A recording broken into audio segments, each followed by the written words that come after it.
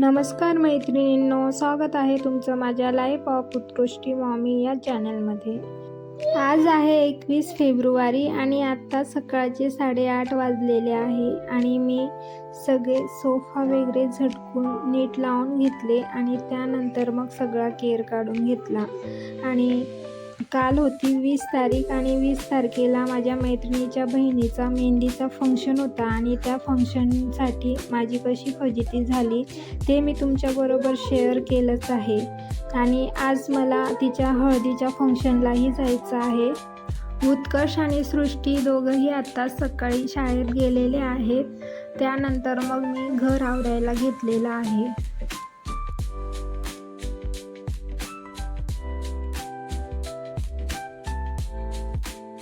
Hall आवरून झाल्यानंतर मग मी बेडरूममध्येही सगळा पसारा आवरायला घेतला आणि आज जरा जास्त डीप क्लीन करून घेतलं। आणि आज का बरं मी इतकं आवरून घेतलेलं आहे ते तुम्हाला पुढे समजेलच।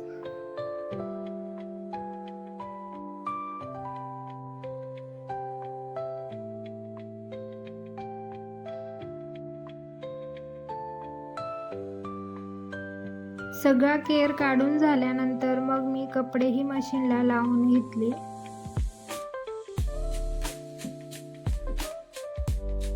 कपडे मशीनला लावून झाल्यानंतर मग मी स्वयंपाकाच्या तयारीला लागली आणि आज स्वयंपाकामध्ये मी टमाट्याची चटणी बनवून घेत आहे। आणि त्यानंतर मग सगळा पसाराही आवरून घेतला। आणि आज भांडे थोडे जास्तच होते कारण की काल मी मेहंदीच्या फंक्शनला गेलेली होती, तर सरांनी घरीच जेवण केलेलं होतं आणि आम्हाला तिकडून येताना 11:30 वाजले, त्यामुळे मग आज मी ते सगळे भांडे घासून घेतले। इथे उत्कर्ष आणि सृष्टी शाळेतून आलेले आहेत आणि चॉकलेटची वाटणी करत असताना भांडणही झालेले आहेत। दोघांच्याही अशा लहान मोठ्या भांडणी तर रोज होतच राहतात। आणि त्यानंतर मग उत्कर्षला राग आला आणि तो तिकडनं पळून गेला।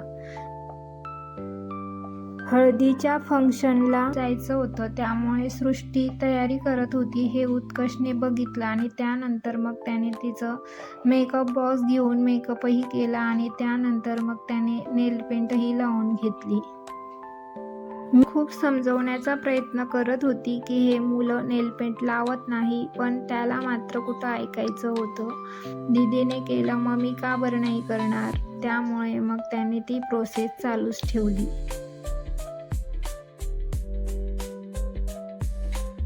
उत्कर्ष हा ऐकणाऱ्यांमधला नाही, त्यामुळे मग मीही त्याला ते करू दिलं, कारण की मी जर त्याला नाही सांगितलं असतं तर पुढे मग त्याचं रडणं चालू झालं असतं आणि त्याला मनवण्यात मग मला अर्धा 1 तास लागला असता। त्यानंतर मग संध्याकाळी मी तयारी करून घेतली हळदीच्या फंक्शनला जाण्यासाठी आणि त्यानंतर जे कपडे वाळत घातलेले होते तेही मी छान घड्या करून घेतल्या। आणि जाण्याआधी मी सगळं घर अगदी व्यवस्थित आवरून घेतलं आणि त्याचं कारण तुम्हाला पुढे आता समजणारच आहे।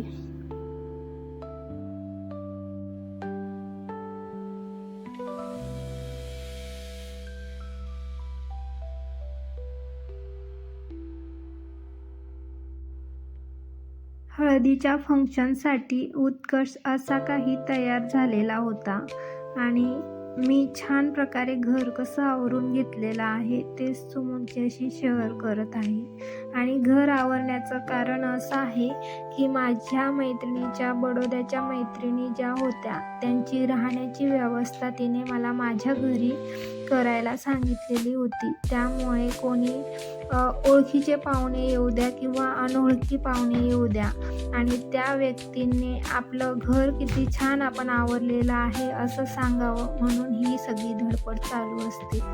आणि जाण्या अगोदर मी दूधही तापवून घेत आहे आणि सृष्टीला लक्ष द्यायला सांगितलेलं आहे। त्यानंतर मग आम्ही सगळेजण 7 वाजता हळदीच्या फंक्शनसाठी जायला निघालो।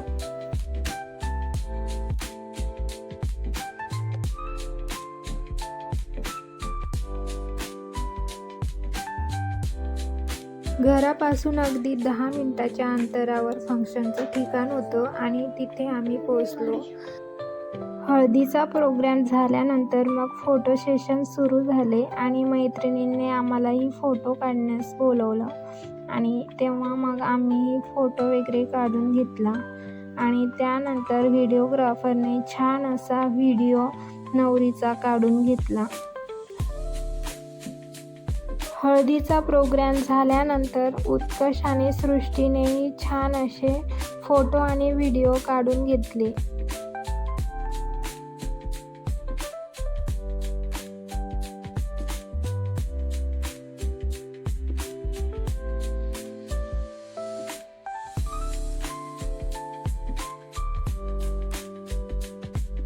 एकदा उत्कर्ष खुर्चीवर बसून झालेला आहे. त्यानंतर मग आता सृष्टीलाही खुर्चीवर बसायचं होतं, परंतु उत्कर्ष मात्र उठायला तयार नव्हता आणि त्यानंतर मग त्यांची अशी भांडणं सुरू झाली आणि दोघांच्या भांडणीमध्ये तिसऱ्याच मुलीचा लाभ झाला बरं का.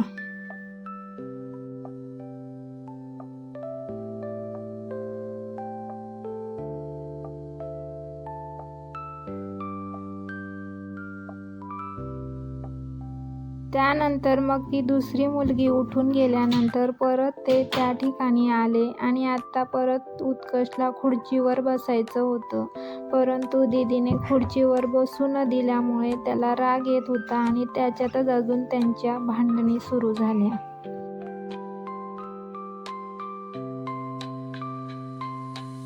मी सृष्टीला रिक्वेस्ट केली की तू उठून जा आणि उत्कर्षला बसू दे आणि त्यानंतर मग उत्कर्ष इथे बसला, परंतु भांडणी काही त्यांच्या थांबल्या नाही.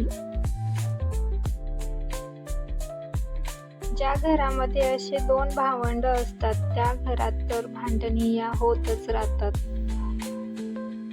त्यानंतर मग आम्ही जेवणासाठी आलो आणि जेवणानंतर मग डीजेची व्यवस्था केलेली होती आणि सगळेजण जेवण करत होते. तिथपर्यंत मग सृष्टी आणि उत्कर्ष असं इथे खेळणं चालू आहे.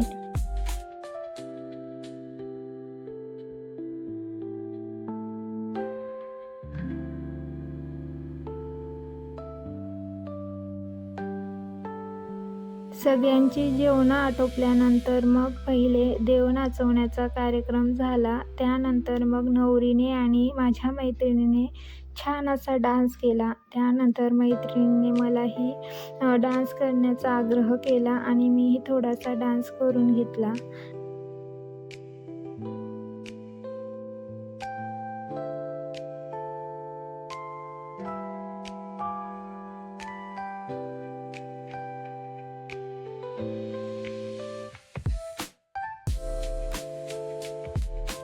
त्यानंतर मग उत्कर्षचा असा कोपऱ्यामध्ये गुपचूपवाला डान्स चालू होता.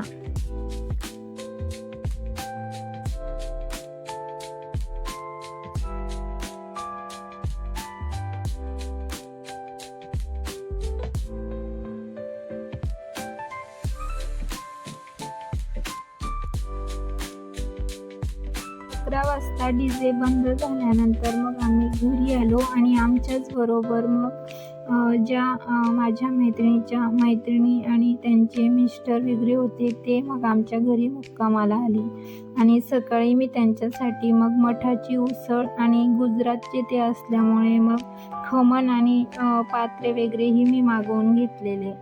नाश्ता झाल्यानंतर मी काउंटर टॉप स्वच्छ करायला घेतला आणि इतक्यात त्या ताईंनी जी एक मोत्याची माळ आणलेली होती तेच ते मला दाखवत होते की ही माळ मी साडीवर नेसायला आणलेली होती, परंतु आता त्यांना साडी नेसणं कम्फर्टेबल वाटत नव्हतं कारण त्यांना परत आता बडोद्यालाही दुपारी जायचं होतं. त्यामुळे मग त्यांनी ड्रेसच घालणं प्रेफर केलं आणि त्याच गप्पा त्या माझ्याबरोबर मारत होत्या.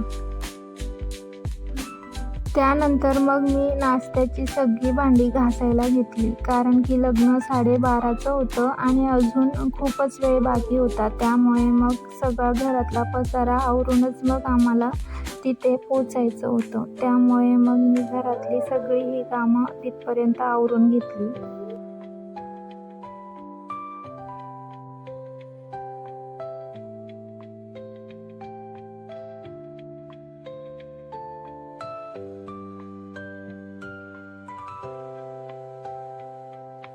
मी कामं आवरत होती तिथपर्यंत ताईंबरोबर त्यांची ही लहान मुलगी आलेली होती आणि तिचं नाव प्रिशा होतं. तिने छान अशी तयारी केलेली होती आणि तीच तयारी ती मला दाखवायला आलेली होती आणि छान अशी ती डॉलसारखी दिसत होती. प्रिशा झोक्यावर छान अशी झोके घेत होती आणि उत्कर्ष तिला झोका देत होता आणि छान असा फ्रॉक घातलेला असल्यामुळे मग छान असं तिने मला गोल गोल फिरूनही दाखवलं आणि छान ती डॉलसारखीच दिसत होती. हा ड्रेस घालून तिला खूपच जास्त आनंद झालेला होता, त्यामुळे मग ती जास्तच आनंदात होती. आणि एका रात्रीमध्येच ते आलेले पाहुणे इतके जवळचे झाले की एक मैत्रीचं नवीन नातं आमचं त्यांच्याबरोबर तयार झालं. लग्नाच्या ठिकाणी जायला अजून थोडा उशीर होता. तिथपर्यंत आम्ही छान गप्पा मारून घेतल्या आणि मुलंही इथे तिथपर्यंत खेळून घेत आहेत, कारण की लवकर जाऊनही लहान मुलं तिथे जास्त त्रास देतात. त्यामुळे मग आम्ही टायमावरच तिकडे जाणार आहोत.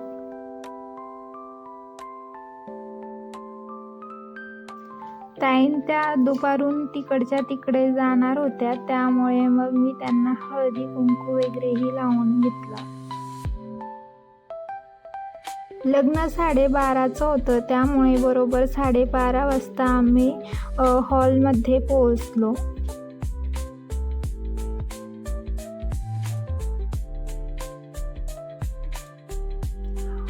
अशा प्रकारे त्यांनी काही रुखवत सजवून ठेवलेला होता.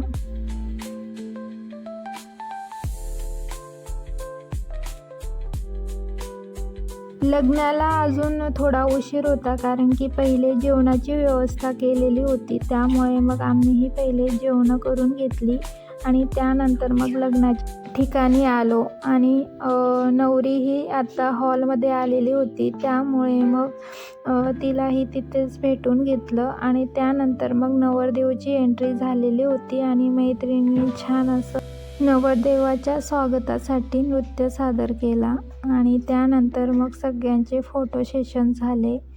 आणि लग्नामध्ये तर फोटो सेशनसाठीही वेटिंग ही करावीच लागते. त्यानंतर घरी आल्यावर मुलांनी कोण एन्जॉय केले.